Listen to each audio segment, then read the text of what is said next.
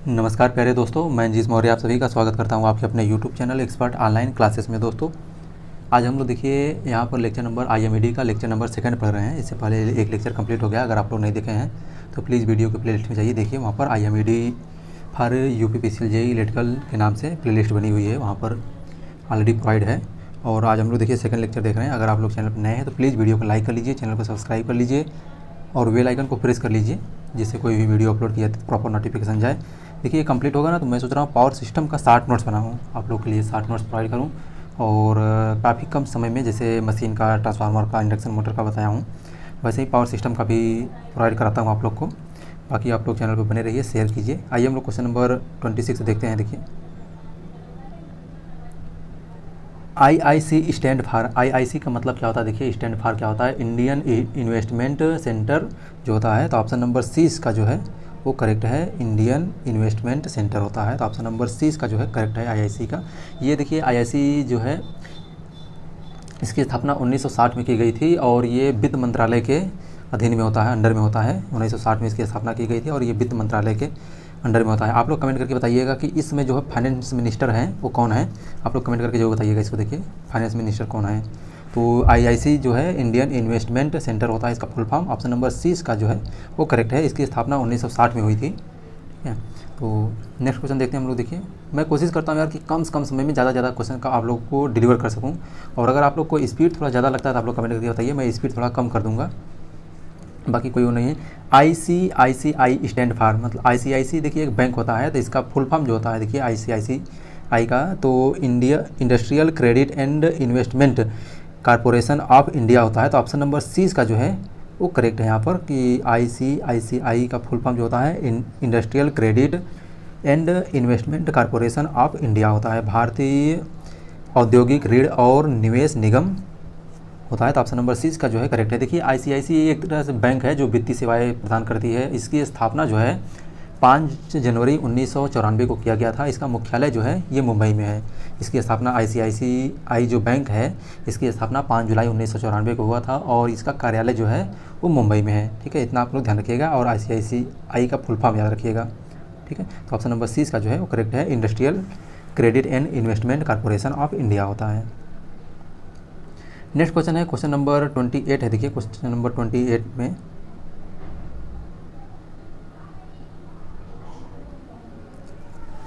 Which act was passed by parliament on 28 सितंबर 1951। 28 सितंबर 1951 को कौन सा जो एक्ट था, अधिनियम था, वो पारित हुआ था? देखिए तो 28 सितंबर 1951 को स्टेट फाइनेंस कॉर्पोरेशन एक्ट जो है वो पारित हुआ था। 28 सितंबर 1951 को ये पारित हुआ था, लेकिन 28 सितंबर जो है उसके बाद 1 अगस्त 1952 को ये लागू कर दिया गया था। लेकिन जो पारित हुआ था यहाँ पर पूछा है, तो पारित जो हुआ था ये स्टेट फाइनेंस कॉर्पोरेशन एक्ट था। तो ऑप्शन नंबर सी इसका जो है वो करेक्ट है। और इसके बाद ये 1 अगस्त 1952 को ये पूर्ण रूप से लागू हुआ था। तो अगर आपसे पूछता है कि लागू कब हुआ था तो 1 अगस्त 1952 को, और पारित कब हुआ था तो 28 सितंबर 1951 को हुआ था। तो ऑप्शन नंबर सी जो है इसका करेक्ट है। नेक्स्ट क्वेश्चन है क्वेश्चन नंबर 29 है। देखिए क्वेश्चन नंबर 29 है, कैपिटलाइजेशन डैश करके है। Capitalisation signifies a sustain when an enterprise process and access assets in relation to its requirement. मतलब कि अगर कोई पूंजी है, कोई पूंजीपति है, उसके पास अपनी क्षमता से अधिक संपत्ति है तो उसको हम लोग क्या बोलते हैं? उसको हम लोग कोई भी चीज़ होता है, देखिए हमारे पास अगर हमारी कैपेसिटी से, हमारी कैपेबिलिटी से अधिक है तो उसको हम लोग क्या बोलते हैं? हमारी कैपिटलाइजेशन से अधिक है तो उसको हम लोग ओवर कैपिटलाइजेशन बोलते हैं, तो ओवर बोलते हैं। तो ऑप्शन नंबर बी इसका जो है वो करेक्ट है। यहाँ पर 29 का ऑप्शन नंबर बी करेक्ट है कि अगर कोई भी, जैसे पूंजीकरण एक ऐसी स्थिति को दर्शाता है जब एक उद्यम अपनी आवश्यकता के संबंध में अतिरिक्त संपत्ति होती है, तो अतिरिक्त संपत्ति होती है तो क्या होता है? वो ओवर कैपिटलाइजेशन होता है। तो ऑप्शन नंबर 20 का जो है वो करेक्ट है। नेक्स्ट क्वेश्चन है क्वेश्चन नंबर 30 है। देखिए क्वेश्चन नंबर 30 में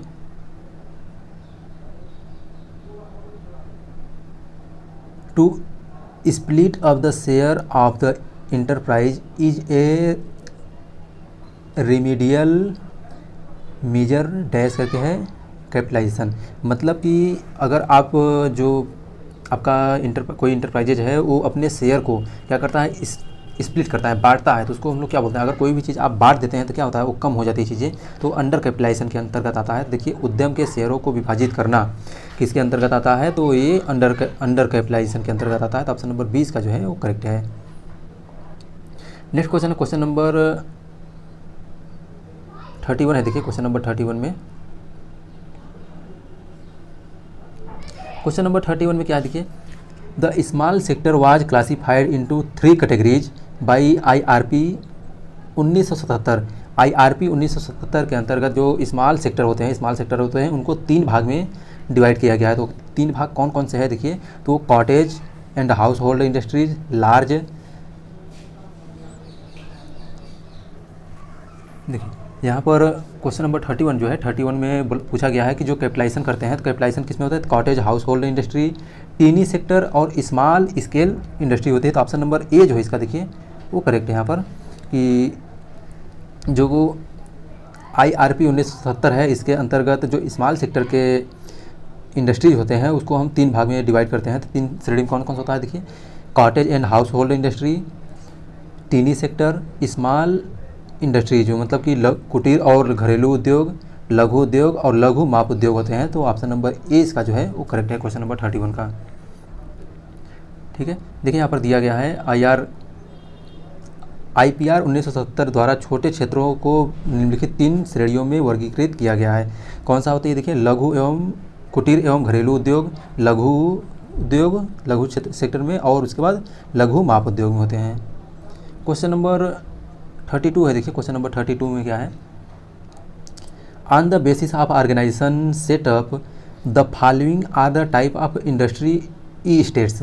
मतलब कि जब आप कोई भी कंपनी सेटअप करते हैं तो जो इंडस्ट्रियल होते हैं वो कितने टाइप के होते हैं। तो देखिए सिंपल से आप लोग जानते हैं कि कोई इंडस्ट्री कितने टाइप के होते हैं, तो उसमें गवर्नमेंट होता है, प्राइवेट होते हैं, कॉर्पोरेट होते हैं और म्यूनिसिपल जो इंडस्ट्रीज होते हैं ये सभी होते हैं। तो कौन सा देखिए यहाँ पर गवर्नमेंट, पब्लिक इंडस्ट्री नहीं होती है, कॉर्पोरेट होता है, म्यूनिसिपालिटी होता है। तो इसमें देखिए ये नहीं, पब्लिक वाला नहीं होगा।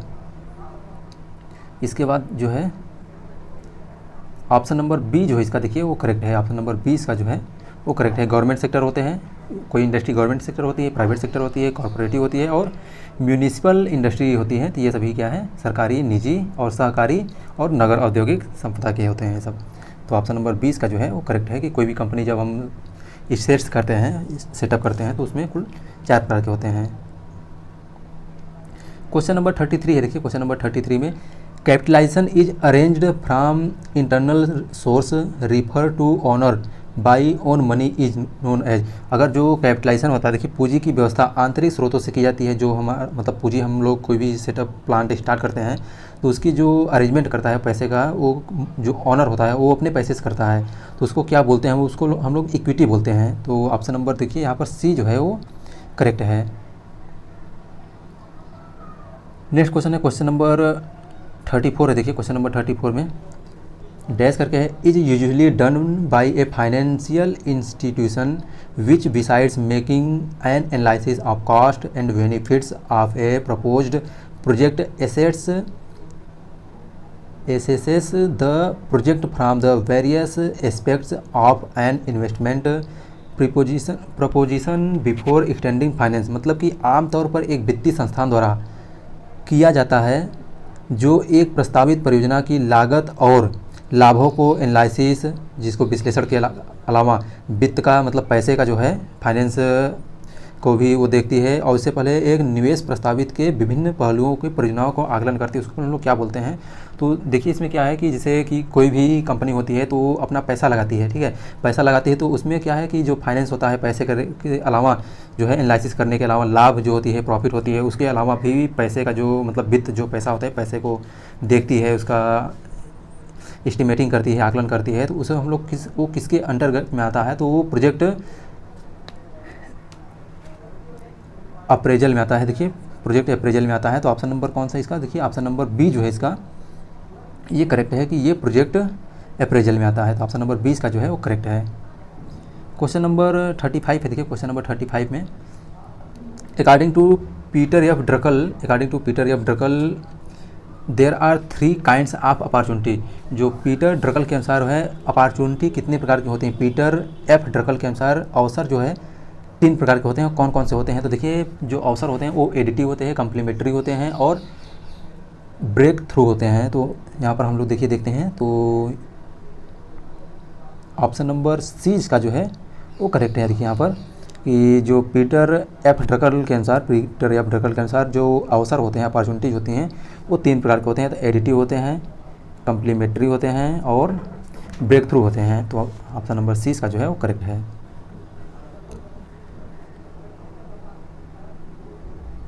नेक्स्ट क्वेश्चन है क्वेश्चन नंबर 36 है। देखिए the 4 unique element to service included. 4 unique जो है 4 सेवाओं के 4 अद्वितीय तत्वों में शामिल है। जो सेवा होते हैं उसके कौन कौन से होते हैं देखिए, तो इंटेंजिबिलिटी, इनकन्सिस्टेंसी, इंस्पायरेबिलिटी एंड इनोवेटरी होते हैं। इनोवेटरी जो है ये होता है। तो ऑप्शन नंबर सी इसका जो है वो करेक्ट है यहाँ पर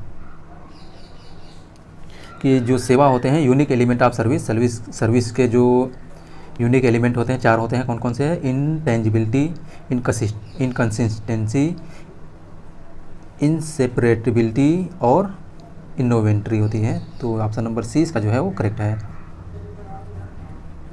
क्वेश्चन नंबर 37 है। देखिए क्वेश्चन नंबर 37 है a change in an individual behaviour prompted by information and experience refer to which one of the following concept। मतलब कि कोई सूचना और अनुभव से प्रेरित व्यक्ति के व्यवहार में परिवर्तन जो होते हैं उस किस अवधारणा के अंतर्गत में आता है? तो उसको लर्निंग बोलते हैं। जैसे कोई भी व्यक्ति होता है उसका प्रमोशन होता है तो किसके आधार पर होता है? भाई जो एक्सपीरियंस गेन करता है ना, एक्सपीरियंस गेन करता है, सीखता है, उसके आधार पर प्रमोशन होता है। तो यही यहाँ पर पूछा गया है। तो यहाँ पर लर्निंग जो है ऑप्शन नंबर ए जो है इसका करेक्ट है। देखिए सूचना और अनुभव से प्रेरित व्यक्ति के व्यवहार में परिवर्तन निम्नलिखित किस अवधारणा के संदर्भित करता है? तो ये लर्निंग होता है। तो ऑप्शन नंबर ए इसका जो है वो करेक्ट है। क्वेश्चन नंबर 38 है। देखिए क्वेश्चन नंबर 38 में the extended PS of service marketing mix is. जो पीएस कंसेप्ट है, देखिए पीएस का एक्सटेंडेड सर्विस जो है मार्केटिंग में मिक्स में ये क्या है? तो सेवा मार्केटिंग जो सर्विस मार्केटिंग है इसका मिश्रण का विस्तार पीएस क्या है? तो इसको हम लोग क्या बोलते हैं? देखिए तो यहाँ पर फिजिकल एविडेंस, प्रोसेस और पीपल जो है मार्केटिंग सर्विस के लिए सबसे ज़रूरी क्या है? देखिए तो फिजिकल एविडेंस, प्रोसेस और पीपल। तो ऑप्शन नंबर सी इसका जो है वो करेक्ट है। यहाँ पर फिजिकल एविडेंस, प्रोसेस और पीपल ये क्या है? मार्केटिंग जो है मार्केटिंग मिक्स मार्केटिंग के पीएस का एक्सटेंडेड है। तो यहाँ पर क्वेश्चन नंबर 38 का जो है ऑप्शन नंबर सी जो इसका करेक्ट है। नेक्स्ट क्वेश्चन क्वेश्चन नंबर 39 है। देखिए क्वेश्चन नंबर 39 में what is the basic property of service which makes it different from product. जो किसी सेवा की जो सर्विस होती है, सर्विस की मूल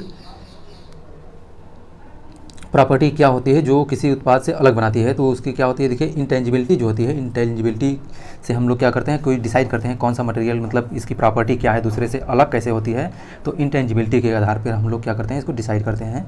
तो ऑप्शन नंबर डी इसका जो है वो करेक्ट है कि कोई भी मतलब प्रोडक्ट होता है उसको हम लोग बेसिक मतलब कैसे हम लोग डिसाइड करते हैं कि ये पदार्थ जो है अदर से कैसे डिफरेंट है। हम कोई भी चीज़ मतलब कि इंटेंजिबिलिटी के आधार पर हम क्या करते हैं, कोई भी इक्विपमेंट होता है, इक्विपमेंट मतलब कुछ भी प्रोडक्ट हो उसका हम लोग कंपेयर करते हैं। तो ऑप्शन नंबर डी इसका जो है वो करेक्ट है 39 का। क्वेश्चन नंबर 40 है। देखिए क्वेश्चन नंबर 40 में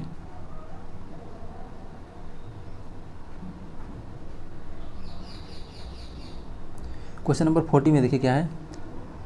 the solution to price competition is to develop a differentiated मतलब मूल्य प्रतिस्पर्धा का समाधान एक विभेदित विकसित करना होता है। मतलब कि मूल्य जो होता है मूल्य को हम लोग कैसे मतलब करें? तो देखिए ऑफर देकर जो मूल्य मतलब कि मूल्य प्रतिस्पर्धा मतलब कि देखिए इसमें क्या मार्केट में जो है चीज़ें मतलब कि सेम प्राइस पर लगभग बहुत सी चीज़ें मिल रही हैं। तो उसमें जो कंपटीशन है एक तरह से मतलब कि मार्केट में कंपटीशन है कि हम अपने प्राइस को मतलब अपना जो प्रोडक्ट है उसको लोगों को ज़्यादा से ज़्यादा कैसे डिलीवर करें। तो उसके लिए क्या है, ऑफ़र देते हैं हम लोग, डिलीवर करते हैं इमेज। ये तीनों जो है यहाँ पर इसके लिए मोस्ट इंपॉर्टेंट रखते हैं वैल्यू। तो ऑप्शन नंबर 20 का जो है वो करेक्ट है। Solution to price competition is to develop a differentiate.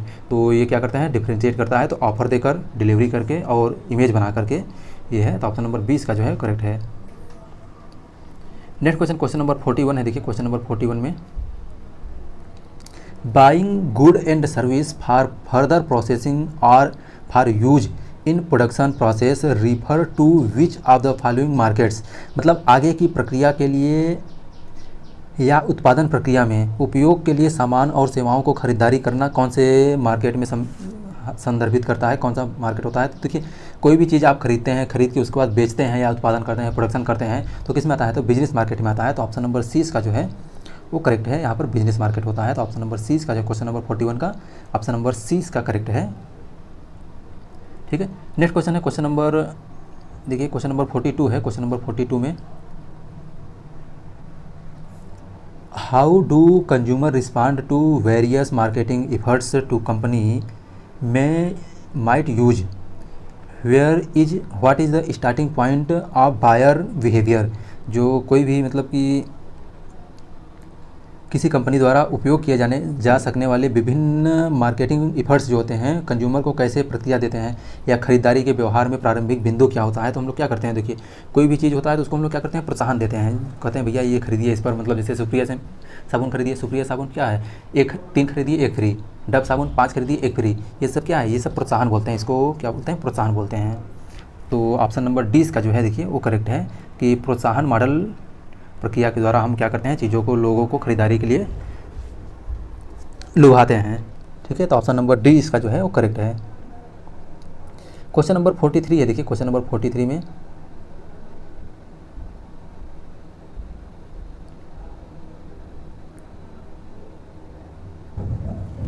Which one of the following statement by a company chairman best reflect the marketing concept. जो कंपनी का चेयरमैन होता है वो मार्केटिंग के लिए सबसे बेस्ट कंसेप्ट क्या करता है। देखिए तो कोई भी मतलब कि मैनेजर हो या कुछ भी हो या कोई भी मतलब नॉर्मल इंसान हो, वो चाहता है कि हमारा जो कंज्यूमर है, जो हमारा ग्राहक है, कंज्यूमर है, वो उसकी ज़रूरतों को हम लोग क्या करते हैं, ज़रूरतों को हम रख के डिसाइड करते हैं कि हमको क्या चाहिए, हमारे कंज्यूमर को क्या चाहिए, भाई हमारा फ्यूचर का डिमांड क्या है उसके लिए। तो देखिए ऑप्शन नंबर ए इसका जो है we have to organised our business to satisfy the consumer needs.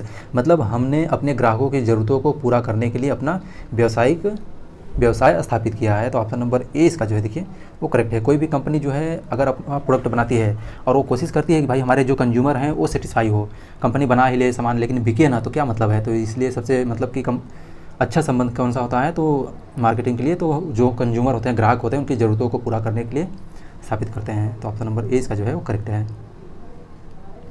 Question number देखिए 44 है। क्वेश्चन नंबर 44 में which of the following is a key to build up lasting relation with consumer. Consumer के साथ जो है सबसे अस्थायी संबंध बनाने की कुंजी क्या है। देखिए तो उसके लिए कंज्यूमर सेटिस्फेक्शन जो होता है, अगर आप कंज्यूमर से मतलब कि चाहते हैं कि कंज्यूमर आपसे कंटिन्यूअस कनेक्टेड रहे, आपके प्रोडक्ट को परचेज करे, तो उसके लिए कंज्यूमर का सेटिस्फेक्शन बहुत ज़रूरी है। देखिए आप सामान देखिए प्राइस रख दीजिए, ठीक है 10,000 50,000 रख दीजिए, लेकिन कोई ख़रीदे ही ना, तो क्या मतलब है।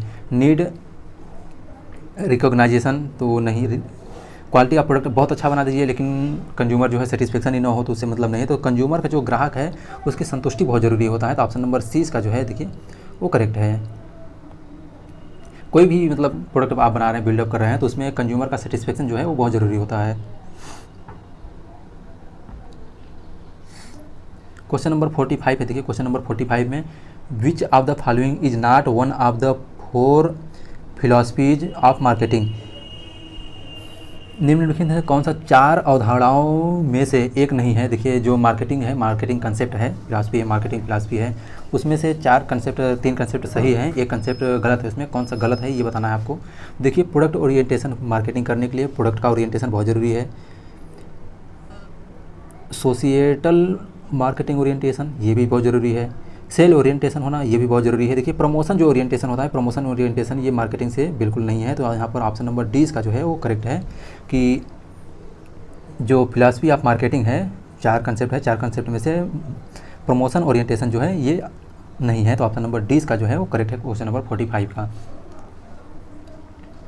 नेक्स्ट क्वेश्चन है क्वेश्चन नंबर 46 है। देखिए क्वेश्चन नंबर 46 में which of the following is most recent stage of marketing evolution. Marketing evolution का नवीनतम चरण क्या है। देखिए तो मार्केटिंग इवोल्यूशन का जो नवीनतम चरण है, न्यू स्टेज है देखिए वो क्या है आपका मार्केटिंग कंपनी एरा जो है, मार्केटिंग कंपनी युग जो होता है, ये ऑप्शन नंबर 20 का जो है डी जो है, सॉरी डी करेक्ट है इसका, कि विच of the following most recent stage of marketing evolution. Marketing evolution का जो है लास्ट स्टेज क्या है, वो मार्केटिंग कंपनी एरा है। तो ऑप्शन नंबर डी इसका जो है वो करेक्ट है। क्वेश्चन नंबर 47 है देखिए, क्वेश्चन नंबर 47 है which of the following is not included as the basic idea in the definition of marketing concept. Marketing concept में कौन सा मार्केटिंग आइडिया नहीं है, देखिए शामिल नहीं है, तो ये बताना है आपको। तो देखिए आप इसमें क्या है, कंपनी का टोटल एफर्ट, बिल्कुल हम भाई देखिए कोई भी कंपनी होता है अपना मार्केटिंग के लिए पूरा क्या था, अपना पूरा एफर्ट देता है, प्रॉफिट हो ऐसा नहीं है कि मतलब कंपनी अपना प्रोडक्ट बनाते जाए इसको प्रॉफिट ही ना होता है, ये भी नहीं सोचती है। और प्रोडक्टिविटी जो है, प्रोडक्टिविटी देखिए यहाँ पर ये ऐड नहीं होता है इसमें, प्रोडक्टिविटी से कोई मतलब नहीं है। तो ऑप्शन नंबर सी इसका जो है वो करेक्ट है। और कस्टमर सेटिस्फेक्शन तो होना ही चाहिए, तो मतलब देखिए पहला, दूसरा और चौथा ये होना चाहिए, कंसेप्ट में शामिल है मार्केटिंग कंसेप्ट में। और प्रोडक्टिविटी जो है, उत्पादकता जो है, ये उसमें शामिल नहीं है मार्केटिंग कंसेप्ट में। तो ऑप्शन नंबर सी इसका जो है वो करेक्ट है। क्वेश्चन नंबर 48 है देखिए, क्वेश्चन नंबर 48 में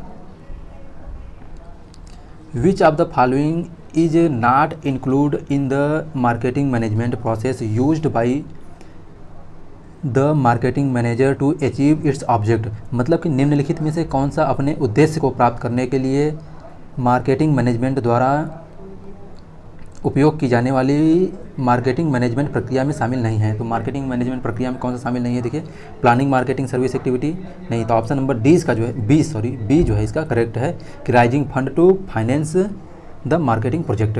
मतलब मार्केटिंग परियोजनाओं के लिए, मार्केटिंग प्रोजेक्ट के लिए जो पैसा है उसको जुटाना, धन जुटाना होता है। तो ऑप्शन नंबर 20 का जो है वो करेक्ट है। क्वेश्चन नंबर 49 है देखिए, क्वेश्चन नंबर 49 में four competing philosophies strongly influence the role of marketing and marketing activity within an organisation which of the following is not component of market orientation. मतलब कि इसमें चार जो है मार्केट ओरिएंटेशन के चार दिए गए हैं, उसमें से कौन सा एक मार्केट ओरिएंटेशन नहीं है वो आपको बताना है। देखिए तो कस्टमर ओरिएंटेशन होता है, आपको पहले वही सेम क्वेश्चन रिपीट है। इसके बाद देखिए मार्केटिंग ओरिएंटेशन होता है और कंपटीटर ओरिएंटेशन होता है। तो यहाँ पर जो प्रॉफिटेबिलिटी जो है, प्रॉफिटेबिलिटी ओरिएंटेशन जो है ये आप नहीं होता है। तो यहाँ पर ऑप्शन नंबर 20 का जो है वो करेक्ट है यहाँ पर। तो ये जो है मार्केट ओरिएंटेशन के अंतर्गत में नहीं आता है। ठीक है, क्वेश्चन नंबर 50 है देखिए, क्वेश्चन नंबर 50 में market orientation recognise that. Market orientation जो होता है वो कैसे हम लोग रिकॉग्नाइज करते हैं। तो मार्केट जो ओरिएंटेशन हम लोग करते हैं, बाज़ार का हम लोग ओरिएंटेशन करते हैं, मतलब कि एनालिसिस करते हैं मार्केट का, तो किसके आधार पर करते हैं। तो हम लोग चाहते हैं, देखिए कोई भी चीज़ आप, जैसे आप तैयारी कर रहे हैं, ठीक है, सपोज करिए तैयारी कर रहे हैं, तो आप तैयारी इस पर्पज़ से करते हैं। देखिए आज मतलब यहाँ तक क्वेश्चन पूछा है तो कल मतलब कहाँ तक वो पूछ सकता है, उससे अगर एक कदम आप आगे नहीं रहेंगे तो कभी भी जॉब नहीं पा सकेंगे। तो हम क्या करते हैं कि कोशिश करते हैं जितना पूछे उससे आगे तक की चीज़ें हम लोग पढ़ते हैं। तो ऐसा ही मार्केट होता है। मार्केट में देखिए प्रेजेंट का डिमांड क्या है और फ्यूचर में क्या डिमांड रहेगी कंज्यूमर की, ये हम लोग इस पर विशेष ध्यान देते हैं अगर हम लोग कोई भी मार्केट का ओरिएंटेशन करते हैं तो उसके लिए। तो देखिए ऑप्शन नंबर बी जो है इसका वो करेक्ट है। देखिए यहाँ पर market intelligence relating to current and future customer need is important. मतलब कि वर्तमान और फ्यूचर में ग्राहकों की ज़रूरतों से संबंधित बाजार को खुफिया जानकारी हम लोग इकट्ठा करते हैं उसको, इसलिए इसको हम लोग क्या बोलते हैं, मार्केट ओरिएंटेशन बोलते हैं। तो ऑप्शन नंबर 20 का जो है देखिए वो करेक्ट है यहाँ पर कि मार्केट ओरिएंटेशन क्या होता है, market intelligence relating to current and future customer need is important है, मार्केट ओरिएंटेशन के अंतर्गत में आता है ये। तो ठीक है दोस्तों, देखिए यहाँ पर हम लोग क्वेश्चन नंबर 50 तक देख लेंगे। क्वेश्चन नंबर 51 से हम लोग नेक्स्ट लेक्चर में देखेंगे। और आप लोग देखिए वीडियो कैसा लगता है आप लोग कमेंट करके जरूर बताया करिए, अपने दोस्तों में ग्रुप में शेयर कीजिए, कहाँ क्या कमी है ये चीज़ बताएंगे तो उस चीज़ को दूर किया जाएगा भाई। और बाकी आप लोग को वीडियो कैसा लगता है आप लोग कमेंट करके जरूर बताया करिए, लाइक कीजिए, शेयर कीजिए, चैनल को सब्सक्राइब कीजिए और आप हमारे टेलीग्राम चैनल से भी जुड़ जाइए जिसका लिंक वीडियो के डिस्क्रिप्शन में दिया गया है। तो ठीक है दोस्तों, thank you so much for watching my video.